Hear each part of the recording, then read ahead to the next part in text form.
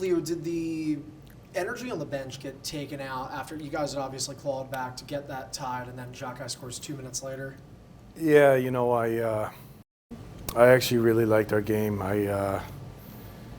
That's one. It's just a momentum killer. Like I thought we especially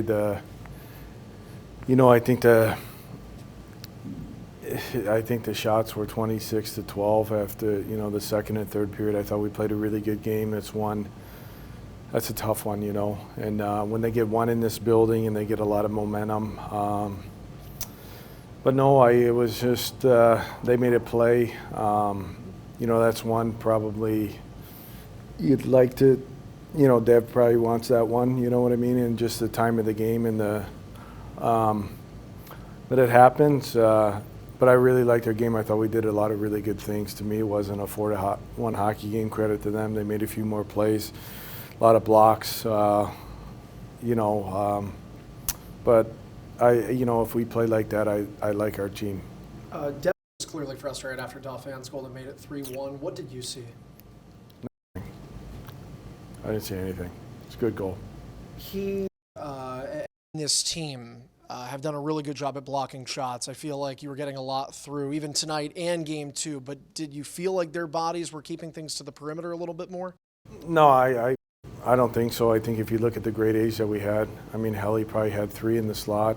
Wally had 2 in the first period. I think if you look at the chances, it's probably 2-1. We just didn't execute on the plays. They did a really good job. Their goalie played really good. We just got the ones in the slot that got to go under the bar. But we had a lot of good looks that just missed the net, really good screens. Mets hit a post. Cozy hit a post. We did a lot of really good things. It just didn't go in back of the net, and that happens sometimes. This is going to be the first time you experience an elimination game coaching at the professional level. You're in the AHL, but have you taken any experiences away from previous elimination games, even as a player? Yeah, you just got to play desperate. The season's on the line. The guys know that. I don't think we need to talk about it. We've responded all year. The goal is the best of 3 series. Now we got to win 2 games. The guys know that. But I think if we play like we did the last 2 games tonight, there wasn't the result we wanted, but the process was really good when we watched the game back. And just got to execute. Carrington, you're up. How you doing, Mike? Hi, Mike.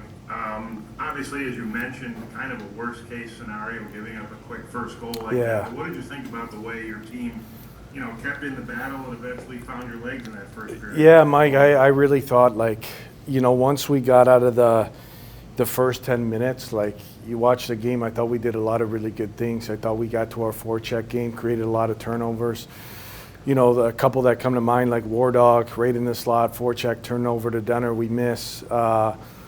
Just the amount of times we created turnovers out the puck, and we had, Helly in the second period had that one, comes right down the slot, just shoots it over the net. He had one in the third period. Mets had one at the end of the second period that hit the post, the seeing eye shot. Cozy hit a post. I honestly, Mike, I really like how our team played. To me, it wasn't a 4-1 hockey game. They made a nice play on the goal and got a little momentum in that 5-minute segment. But I really liked a lot of the things we did. Now, our backs up against the wall. We're going to need the same effort. But I thought we did a lot of really good things.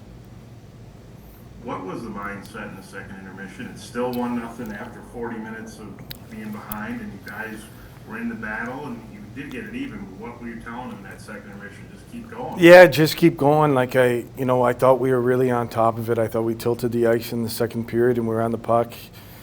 We were relentless. Our puck pressure was really good, especially coming through the forecheck in the neutral zone. I thought we created a lot of turnovers, and I honestly thought, Mike, once we got that goal, that we had a really good chance to win the hockey game. And then they made a play 2 minutes later, and credit to them that happens. And they sacrificed, especially they must have had 20, 25 plus blocks. Mets had that one in the third period. Goalie side of the net, 2 guys blocked a shot. But overall, I like our team game. I think if we play like that, we got a really good chance to win Friday night and then force a Game 7, Game 5. Thank you, Mike. Mike Catalano, you're up.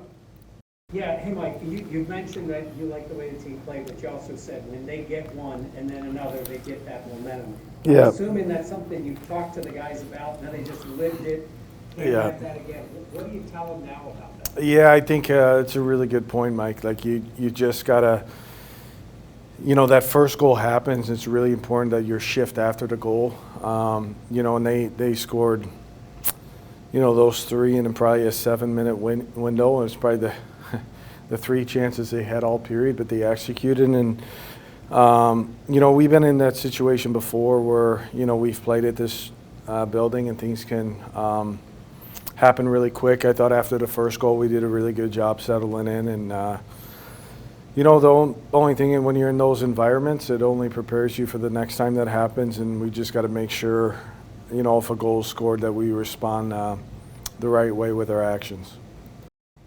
Thank you. Thad Brown, you're up. What Mike just asked you a little bit. You've been talking a lot in the playoffs about staying even keel, about staying in the moment, about believing in what you guys are doing.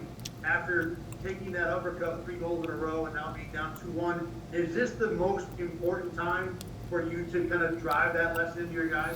Yeah, no, for sure. I think all the moments that kind of lead you up to the season, you go through. When you're this far in the season, there's only 8 teams left. You've been through those situations a lot. I think we learned from tonight. And then, our season's on the line. I know we're going to play desperate hockey, and I fully expect our team to be ready to go from the puck drop. We definitely, 15 seconds into the game is a tough way to start the game in the building. But, we just got to respond. They've done it all year. And great leadership in the room, and have a good practice tomorrow and be ready to go Friday night. And if you could just assess the play of Devin in this series. It's the first time all year he's given up 3 goals or more in 3 straight games, but obviously, you don't face a team of this caliber 3 times in a row most of the time in the regular season. Yeah, I think if you ask Dev, I know he's got more. I know he's got more to give. He's been a horse for us all season. We believe in him. We're going to need him to be really good Friday night. He's got to respond in a big way, and I know he will, and he'll be ready to go. Thanks, Mike.